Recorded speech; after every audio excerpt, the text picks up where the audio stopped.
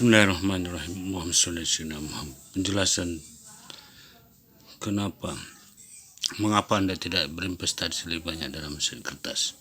Jawaban singkat: tidak ada cukup kendali. Tidak ada cukup kendali. Seperti saya, Bumi Putra, tidak mempunyai kendali. Penjelasan: sebagai wirausaha, saya menginginkan kembali atas kolom pemasukan. Sebagai wirausaha, saya menginginkan kendali atas kolom pemasukan, pengeluaran aset, dan liabilitas laporan keuangan. Sekarang tanggal 9 Desember, Bumi Putra saya gagal bayar sejumlah Rp13.411.000 karena saya tidak punya kendali akan Bumi Putra itu.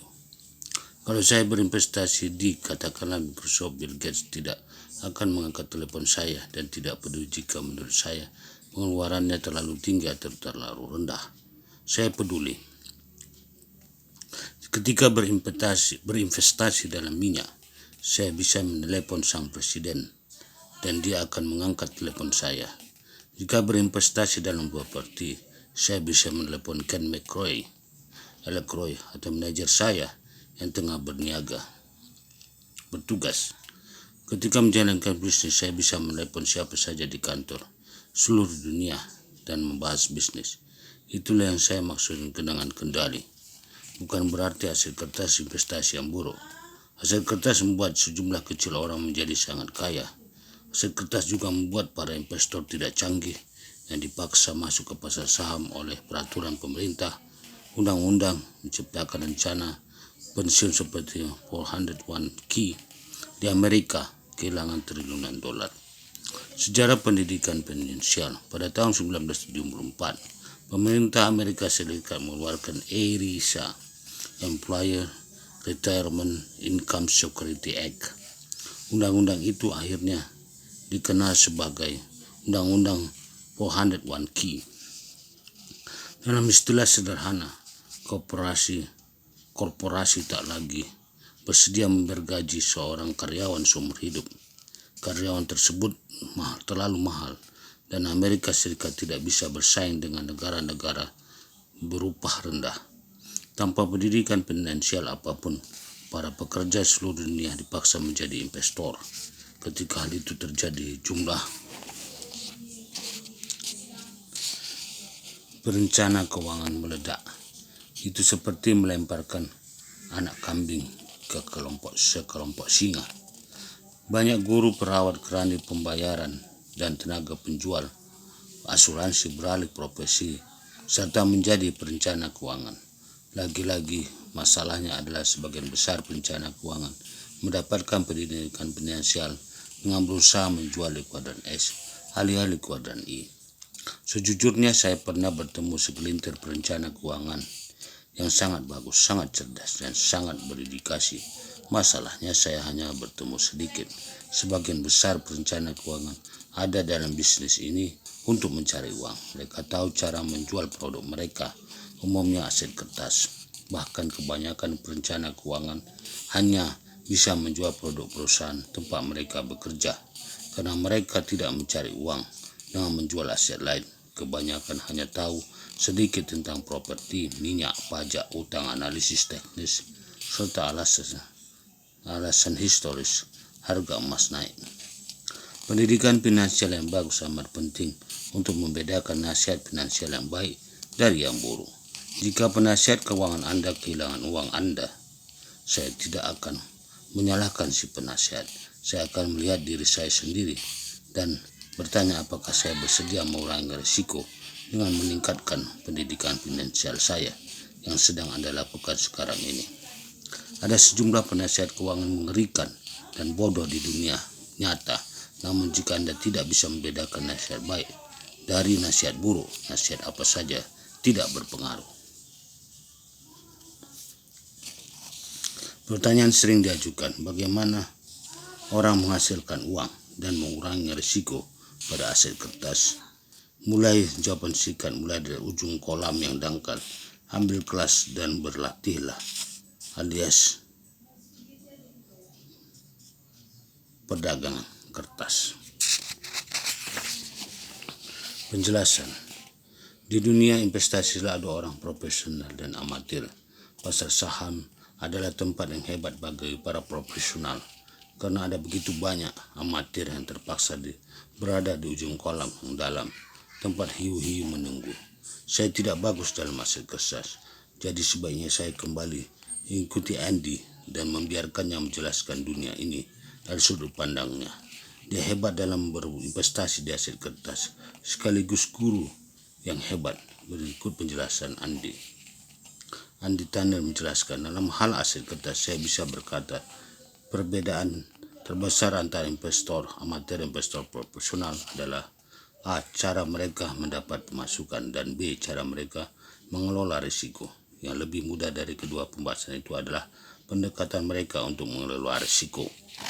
Di properti nyanyian perangnya biasanya lokasi. Di aset kertas nyanyian perangnya tampaknya diversifikasi. Menurut saya, baik di properti maupun aset kertas, nyanyian perangnya seharusnya arus kas. Investor yang kurang canggih kelihatan lebih cenderung melihat ke arah pengelolaan risiko dengan apa yang sudah mereka jual sebagai diversifikasi. Mereka diversifikasi itu merupakan harapan jumlah pemenang akan mengalahkan jumlah penyumbang pada kecepatan yang akan meraih sasaran finansial, mengalahkan inflasi dan tak terluka oleh perubahan yang mungkin terjadi di undang-undang perpajakan. Namun para profesional akan kerap berusaha mengelola risiko dengan membeli kontrak. Walaupun membutuhkan uang, kontrak itu memberi investor kesempatan untuk mendapatkan kembali sejumlah kendali.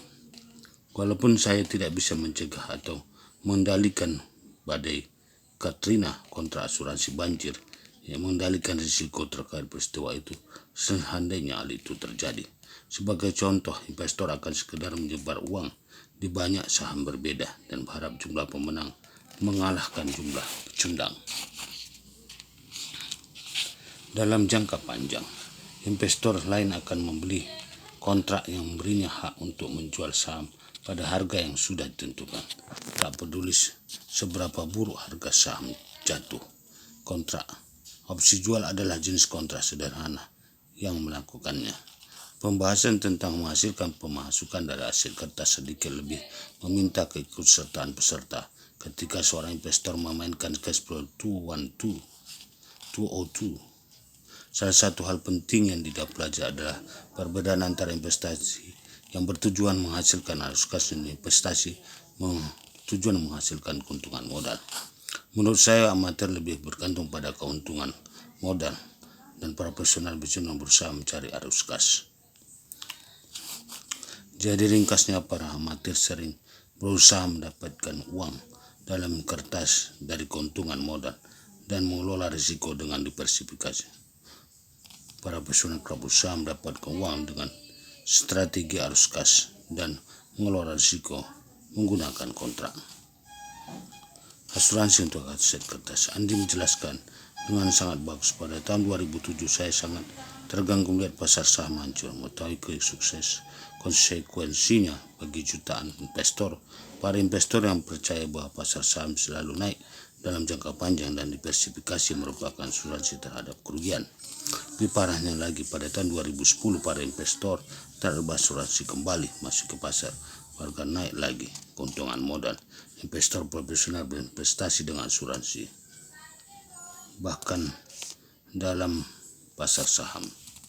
Sekali lagi saya berpaling kepada Andi untuk menjelaskan bagaimana dia menggunakan asuransi untuk melindungi investasi aset kertasnya.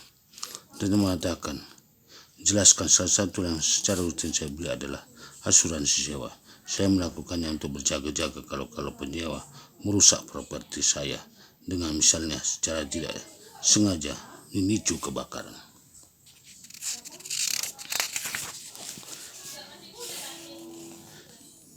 Bayangkan berusaha mengelola risiko itu dengan diversifikasi.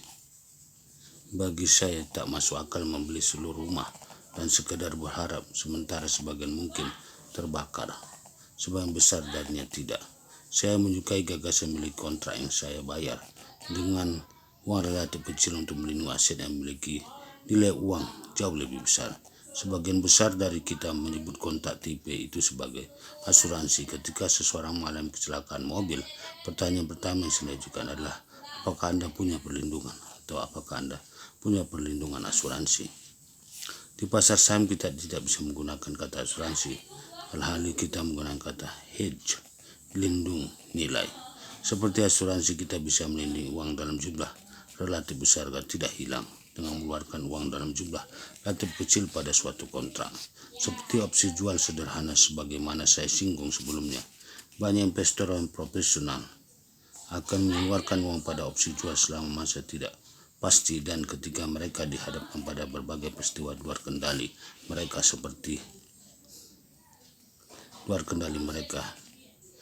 laporan pendapatan dan pengumuman oleh The Federal Reserve, semakin berisiko situasinya, semakin mahal kontraknya. Kontrak semacam itu bisa memberi seorang investor pandangan tentang seberapa riskokah suatu situasi. Contoh lalu ini adalah swap gagal kredit bagi negara-negara seperti Yunani, Portugal, Irlandia, dan Spanyol. Para pemberi pinjaman tidak mau meminjamkan uang kepada semua negara itu dan berharap sebagian membayar uang kepada semua negara itu dan berharap sebagian bayar mereka kembali dan sebagian lagi tidak. Mereka ingin kontrak yang melindungi mereka dari kegagalan. Belakangan harga kontrak tumbung-bumbung yang memberitahu saya segala sesuatu menjadi semakin tak stabil. Namun seseorang tidak perlu menjadi multi jutawan untuk mendapatkan keuntungan dari hedging.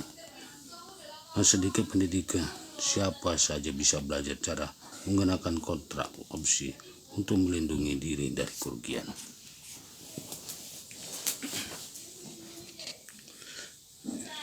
Ireland judge Chris Depp, whose received sovereign default swaps rally.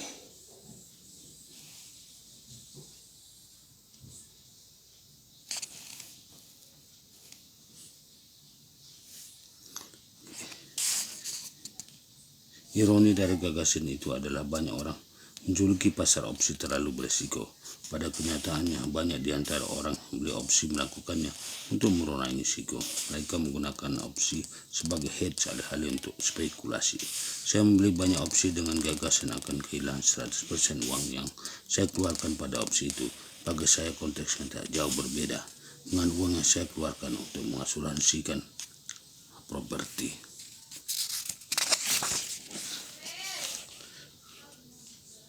Sewa saya, pemasukan dari properti sewa membayar asuransi itu, sebagaimana pemasukan dari hasil kertas akan membayar opsi yang melindunginya. Demikian, wassalam.